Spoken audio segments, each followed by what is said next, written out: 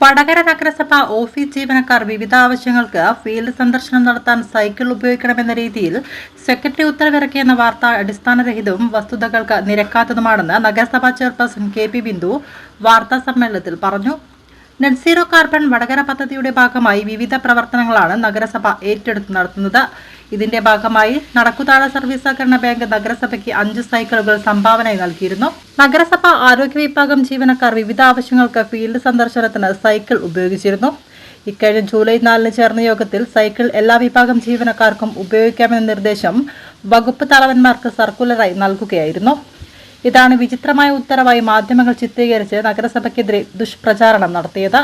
Office ജീവനക്കാർ ഔദ്യോഗിക ആവശ്യങ്ങൾക്ക് സൈക്കിൾ ഉപയോഗിക്കണമെന്ന് നഗരസഭാ സെക്രട്ടറി ഉത്തരവിറക്കിയെന്ന് ദുർവ്യാഖ്യാനം നടത്തിയാണ് വാർത്ത പ്രചരിപ്പിച്ചതെന്നും ചെയർപേഴ്സൺ പറഞ്ഞു. സെക്രട്ടറി ഇറക്കിയ ഉത്തരവുമായി ബന്ധപ്പെട്ടുള്ള ഒരു വാർത്തകൾ വടകരയിൽ ഇപ്പോൾ വന്നുകൊണ്ടിരിക്കുന്ന ഏകദേശം എല്ലാ പത്രങ്ങളിലും ആ ഒരു വാർത്ത കാണാനിടയായിരുന്നു. കൗൺസിലിൽ ഞാൻ കാര്യങ്ങൾ പറയുകയും ചെയ്യുന്നുണ്ട്. അതായത് നമ്മൾ കൊടുക്കുന്ന വാർത്തകൾ നമ്മളോട് ചോദിച്ചേ കൊടുക്കാവൂ എന്നുള്ളത് എവിടെയും പറഞ്ഞിട്ടില്ല. ഞങ്ങൾക്ക് വിശദീകരിക്കണം. കാരണം നഗരസഭയിൽ സനൽകുമാർ എന്നുള്ള സെക്രട്ടറി വന്നിട്ട് ഏകദേശം 1 മാസം ആകുന്നേ. അപ്പൊ അദ്ദേഹത്തിനും കാര്യങ്ങൾ പറയണമെന്നുണ്ട്. ഇത് സംബന്ധമായിട്ടുള്ള വിവരങ്ങൾ നിങ്ങളുടെ മുമ്പാകെ, കാരണം അന്ന് വാർത്ത കണ്ട ഉടനെ തന്നെ പ്രതികരിക്കാനും ഈ രീതിയിലേക്കൊന്നും ഇരിക്കാനും കഴിയാതിരുന്നത് ചെറിയ സാങ്കേതികപരമായ പ്രശ്നങ്ങൾ നമുക്ക് വ്യക്തിപരമായിട്ട് വന്നതുകൊണ്ട് മാത്രമാണ്. ഇതില് നഗരസഭാ സെക്രട്ടറി ഇറക്കിയ ഉത്തരവുമായി ബന്ധപ്പെട്ട് വിചിത്രമായ ഉത്തരവ് എന്നുള്ള രീതിയിലേക്കാണ് കാര്യങ്ങൾ പല പത്രങ്ങളിൽ വന്നു. മറ്റുള്ള ആളുകൾ അത് ഏറ്റെടുത്തു. ആ ഏറ്റെടുക്കുന്ന രീതിയിലേക്കായാലും പത്രങ്ങളിൽ വാർത്ത വന്നതിലേക്ക് പറ്റിയായാലും ഞങ്ങളുടെ ഭാഗത്ത് ഇപ്പം നഗരസഭാ കൗൺസിൽ ഭരണ പ്രതിപക്ഷം എന്നുള്ള രീതിയിലേക്ക് ഇതുവരെ നമ്മൾ വികസന പ്രവർത്തനങ്ങളിൽ ഒന്നും തന്നെ കണ്ടിട്ടില്ല. പക്ഷെ ഇത്തരം കാര്യങ്ങൾ വരുന്ന സമയത്ത് ഇവിടെ 47 കൗൺസിലർമാരിൽ എന്റെ ഡയസിന് വലതുഭാഗത്തിരിക്കുന്ന ആളുകളിൽ ചിലര്, എല്ലാവരും എന്ന് ഞാൻ പറയുന്നില്ല, ആളുകളിൽ ചിലര് ഇത് ഇടതുഭാഗത്ത് ഇരിക്കുന്ന ആളുകൾക്ക് മാത്രം ബാധകമാകുന്ന രീതിയിലേക്ക് ഈ 47 ജനപ്രതിനിധികളിൽ നിന്നും വ്യത്യസ്തമായ രീതിയിലേക്കുള്ള അനുഭവങ്ങളാണ് ഇപ്പം ഒരുപാട് കാലമൊന്നുമല്ല, കുറച്ചായിട്ട് കണ്ടുവരുന്നത്. ആ കണ്ടുവരാൻ ഇടയാക്കിയ കാരണങ്ങൾ ഇപ്പോഴത്തെ പ്രത്യേക സാഹചര്യത്തിൽ നമുക്കറിയാം. ഇത് രാഷ്ട്രീയപരമായിട്ട് കാണുന്നതുകൊണ്ട് ഈ വാർത്ത കണ്ടു കഴിഞ്ഞാൽ ആർക്കും മനസ്സിലാവുന്ന രീതിയിലേക്കാണ്. വരാൻ പോകുന്നത് തദ്ദേശ സ്ഥാപനങ്ങളിലേക്കുള്ള തെരഞ്ഞെടുപ്പാണ്. വടകര നഗരസഭയിലെ സെക്രട്ടറി ഇറക്കിയ ഉത്തരവ് എന്ന് പറയുന്നത് ഒരു വിചിത്രതയും അതിലേക്ക് ഞങ്ങൾക്ക് കാണാൻ വേണ്ടി സാധിക്കുന്നില്ല. കാരണം വ്യക്തമായിട്ടും സ്പഷ്ടമായിട്ടും അയാൾ ഉപയോഗിച്ച വാക്കുകളും അതിൽ അദ്ദേഹം തന്നെ പറയും. ആ സർക്കുലർ അദ്ദേഹത്തിന്റെ കയ്യിൽ ഉണ്ടായിരിക്കും. പക്ഷെ വടകര നഗരസഭയില് ഈ സൈക്കിളിലേക്ക് യാത്ര ചെയ്യണമെന്നുള്ളതോ ഇത് ജൂൺ 4 ഇറക്കിയ ഉത്തരവിന് മുമ്പേ തന്നെ അന്ന് കഴിഞ്ഞ എനിക്ക് തോന്നുന്നത് ജൂൺ ജൂലൈ, അതായത് മാതൃഭൂമി പത്രം വിശദമായിട്ട് തന്നെ ഏറ്റവും നന്നായിട്ട് തന്നെ കേരളമാകം തന്നെ ശ്രദ്ധിക്കുന്ന രീതിയിലേക്ക് വടകര നഗരസഭയുടെ നെറ്റ് സീറോ കാർബൺ പദ്ധതി ഏറ്റെടുത്ത് നടപ്പിലാക്കുന്ന വടകര നഗരസഭ എന്നുള്ള രീതിയിൽ നല്ലൊരു വാർത്ത കൊടുത്താണ് മാതൃഭൂമിയിൽ.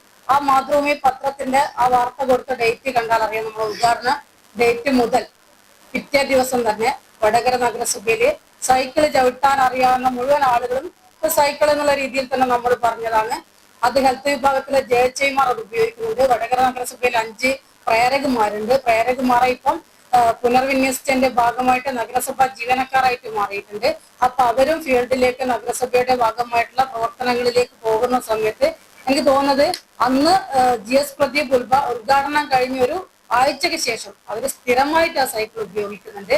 അതിലേക്ക് സൈക്കിൾ എന്താവശ്യത്തിന് വേണ്ടിയിട്ടാണ് ഇവിടെ ഇങ്ങനെ വെച്ചിട്ടുള്ളത് എന്നുള്ളത് ഇവിടെ പുതിയതായിട്ട് വന്നിട്ടുള്ള കുറച്ച് ജീവനക്കാരുണ്ട്. സെക്രട്ടറി ഈ ക്യാമ്പയിൻ പ്രവർത്തനം ഏറ്റെടുത്ത് നടപ്പിലാക്കുമ്പോൾ ഇല്ലാത്തൊരു സെക്രട്ടറിയാണ്. അപ്പൊ അദ്ദേഹവും ചോദിച്ചു, ജൂൺ 4 ഞങ്ങൾ ഇരിക്കുന്ന മീറ്റിങ്ങിലേക്ക് ഈ സൈക്കിള് നഗരസഭയുടെ ഫ്രണ്ട് ഭാഗത്ത് നിർത്തിയിട്ടിരിക്കുന്നത് കാണുന്നത് നമുക്ക് ഉപയോഗിക്കാൻ പറ്റുന്നതാണോ അല്ലയോ എന്ന് ചോദിച്ചാൽ ക്യാമ്പയിൻ പ്രവർത്തനം മുതൽ നമ്മൾ ഏറ്റെടുത്തുള്ള എല്ലാ കാര്യങ്ങളും ആ മീറ്റിംഗ് വിശദീകരിക്കുകയും പൊതുവായിട്ട് ഇവിടെ ചാർജ് എടുത്തതാണ്. വടകര മുനിസിപ്പാലിറ്റിയെ സംബന്ധിച്ചിടത്തോളം നിരവധി മാലിന്യ സംസ്കരണവുമായി ബന്ധപ്പെട്ടും പ്രകൃതി സംരക്ഷണവുമായി ബന്ധപ്പെട്ടും ധാരാളം പ്രവർത്തനങ്ങളും ക്യാമ്പയിൻസും സെമിനാറും നടക്കുന്ന ഒരു മുനിസിപ്പാലിറ്റിയാണ്. അത്തരത്തിൽ ഒരു കാർബൺ ഫ്രീ മുനിസിപ്പാലിറ്റി എന്നുള്ള പ്രഖ്യാപനം നടത്തിയതിൻ്റെ ഭാഗമായി ഡൊണേറ്റ് ചെയ്ത സൈക്കിള് ഫ്രണ്ട് ഓഫീസിൽ സൂക്ഷിച്ചിരിക്കുന്നതായിട്ടാണ് എനിക്ക് മനസ്സിലാക്കാൻ കഴിയുന്നത്. മാത്രമല്ല, ഞാൻ ഉദ്യോഗസ്ഥരുമായി ചർച്ച ചെയ്തത്, ഞാൻ ആദ്യം ചിന്തിച്ചത് ഇത് ഈ പുതിയ സൈക്കിളുകളാണ്. ഈ സൈക്കിളുകൾ മറ്റ് കുട്ടികൾക്ക് കൊടുക്കുന്നതിന് വേണ്ടി സൂക്ഷിച്ചു വച്ചിരിക്കുന്നതായിട്ടാണ് എനിക്ക് ആദ്യം തോന്നിയത്. എന്നാൽ ജീവനക്കാരിൽ പലരും തന്നെ സാറേ, ഞങ്ങൾക്ക് ജീവനക്കാർക്കും ഈ സൈക്കിൾ എന്തിനാണ് വെച്ചിരിക്കുന്നത് എന്നുള്ളത് എല്ലാവർക്കും അറിയില്ല. അപ്പോൾ അവരുടെ ആവശ്യം കൂടി പരിഗണിച്ചുകൊണ്ടാണ് എല്ലാവർക്കും ഇത് ഉപയോഗിക്കാം. അതായത് നമുക്ക് ഈ ഫീൽഡ് വിസിറ്റിങ്ങിന് വേണ്ടി മാത്രമല്ല, നമുക്കറിയാം ഒരു സൈക്കിൾ കൊണ്ട് മാത്രം അല്ലെങ്കിൽ 5-10 സൈക്കിൾ കൊണ്ട് മാത്രം ഫീൽഡ് വിസിറ്റ് ചെയ്ത് മുനിസിപ്പാലിറ്റിയുടെ ഫയലുകൾ തീർപ്പാക്കാൻ കഴിയുമെന്ന് ചിന്തിക്കുന്നത് തന്നെ വലിയ ഒരു അബദ്ധമാണ്. നമുക്ക് 47 വാർഡുകളുണ്ട്. വാർഡുകളിൽ ഞാൻ മനസ്സിലാക്കുന്നത് കോഴിക്കോട് കോർപ്പറേഷൻ കഴിഞ്ഞു കഴിഞ്ഞാൽ കേസ് മാർട്ടിൽ ഏറ്റവും കൂടുതൽ ആപ്ലിക്കേഷൻ വരുന്ന ഒരു മുനിസിപ്പാലിറ്റിയാണ് ഈ വടകര മുനിസിപ്പാലിറ്റി. ഇപ്പോൾ അത്തരത്തിലുള്ള ധാരാളം പ്രവർത്തനങ്ങൾ ഇവിടെ നടക്കുന്നുണ്ട്. മാലിന്യ സംസ്കരണമായിട്ടും പ്രകൃതി സംരക്ഷണമായിട്ടും അതുപോലെ തന്നെ വിഷത്തൈകൾ നടുന്നതുമായി ബന്ധപ്പെട്ട് ജൂൺ 5 പ്രത്യേകത നമുക്ക് എല്ലാവർക്കും അറിയാവുന്നതാണ്. അന്ന് തന്നെ വിവിധ പ്രവർത്തനങ്ങൾ ഇവിടെ നടന്നിട്ടുണ്ട്. അതിൻ്റെ ഭാഗമായി കൂടിയാണ് എല്ലാവർക്കും ഉപയോഗിക്കാൻ ഉള്ള ഒരു അനുമതി മാത്രമാണ് സെക്രട്ടറി എന്നുള്ള നിലയിൽ നൽകിയിട്ടുള്ളത്.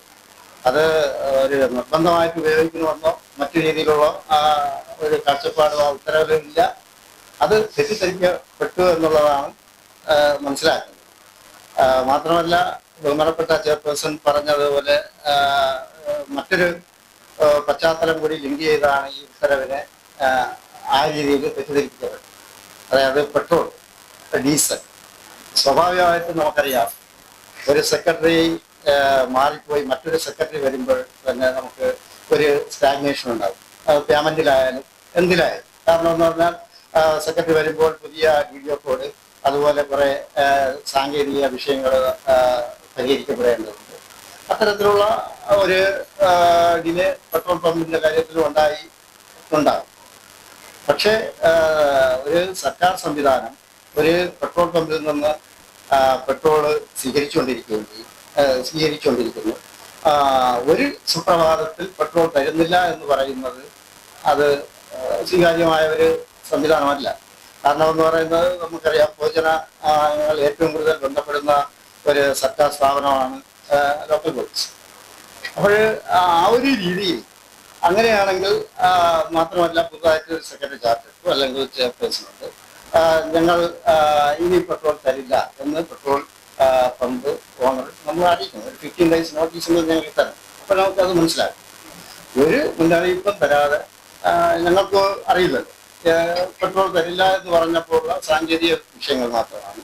പക്ഷെ അത് കൃത്യമായിട്ടും ഈ ഉത്തരവ് ഇറക്കുന്നത് ജൂൺ 5. ഇത് നമ്മുടെ മെയ് 2nd വീക്കോട് കൂടി തന്നെ പെട്രോളിന്റെ വിഷയം പരിഹരിക്കപ്പെട്ടു. ഇപ്പോൾ ഞങ്ങൾക്ക് ഇവിടെ ഇപ്പം 4 വീലറായിട്ട് 4 വാഹനങ്ങളാണുള്ളത്. ഈ 4 വാഹനങ്ങളും OA മുതൽ സെക്രട്ടറി വരെ ഉപയോഗിക്കുന്നു. അതിൽ ഒരു റെസ്ട്രിക്ഷൻസും അതിൽ ഇതുവരെ ഉണ്ടായിട്ടില്ല. എല്ലാവരും ഈ വാഹനങ്ങൾ 4 വീലർ തന്നെ നോട്ടീസ് കൊണ്ടുപോകുന്നതിന് പോലും ഈ വാഹനങ്ങളാണ് ഉപയോഗിക്കുന്നത്. പക്ഷെ ഞാൻ ചെയർപേഴ്സണോട് തന്നെ പറയുകയുണ്ടായി, ഞങ്ങൾക്ക് കുറച്ച് ഇലക്ട്രിക്കൽ സ്കൂട്ടർ എടുക്കാൻ ഞങ്ങൾക്ക് കൂടുതൽ ഉപയോഗിക്കാൻ കഴിയും. അത് ബഹുമാനപ്പെട്ട ചെയർപേഴ്സൺ സമ്മതിക്കുകയും അടുത്ത പ്രോജക്റ്റിൽ അത് ഉൾപ്പെടുത്തി ഇലക്ട്രിക്കൽ സ്കൂട്ടർ കൂടി വാങ്ങാമെന്ന് സമ്മതിച്ചിട്ടുണ്ട്. സൈക്കിളിന്റെ ഉപയോഗവുമായി ബന്ധപ്പെട്ട് നമുക്കറിയാം, അത് ഒരു തെറ്റായ ഒരു കീഴ്വഴക്കം എന്നുള്ളതല്ല. മുൻകാലങ്ങളിൽ പല കോർപ്പറേഷൻ നഗരസഭകളിലും OMR ഉൾപ്പെടെയുള്ള ജീവനക്കാർ സൈക്കിൾ ഉപയോഗിച്ചിട്ടുണ്ട്. അതുപോലെ തന്നെ ഉപയോഗിക്കുകയും ചെയ്യുന്നുണ്ട് പല നഗരസഭകളിലും.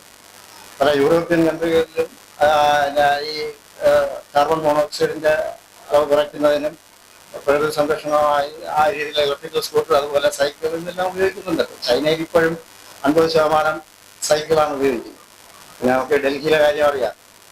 ഡൽഹിയിൽ കാർബൺ മോണോക്സൈഡിന്റെ ഒരു ആധിക്യം കൊണ്ട് അവിടെ സ്കൂളുകളും കോളേജുകളും പോലും പ്രവർത്തിക്കാൻ പറ്റാത്ത രീതിയിലേക്ക് വരും. അപ്പോൾ നമ്മൾ പഴയതിലേക്ക് പോകുന്നത് നല്ലതാണെങ്കിൽ അത് സ്വീകരിക്കുന്നത് നന്നായി. അതായത് ഇപ്പം മുനിസിപ്പാലിറ്റികളാണല്ലോ മാതൃക കാണിക്കാൻ. അത് നമ്മൾ ഒരു ക്യാമ്പയിനോ അല്ലെങ്കിൽ ഒരു നല്ലൊരു പ്രോജക്റ്റോ കൊണ്ടുവരുമ്പോൾ അത് 100% സക്സസ് ആകണം എന്ന് നമുക്ക് പറയാൻ പറ്റും.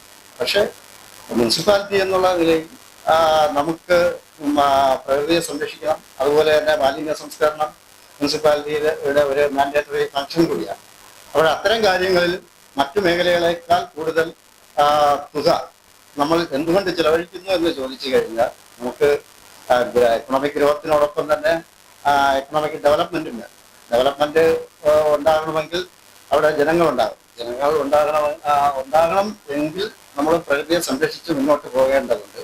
അതുകൊണ്ട് സൈക്കിൾ ലക്ഷത്തെങ്കിലോ മറ്റു കാര്യങ്ങളിലോ ഉപയോഗിക്കുന്നത് തെറ്റില്ല എന്നുള്ളതാണ് എൻ്റെ ഇപ്പോഴത്തെ നിലപാട്.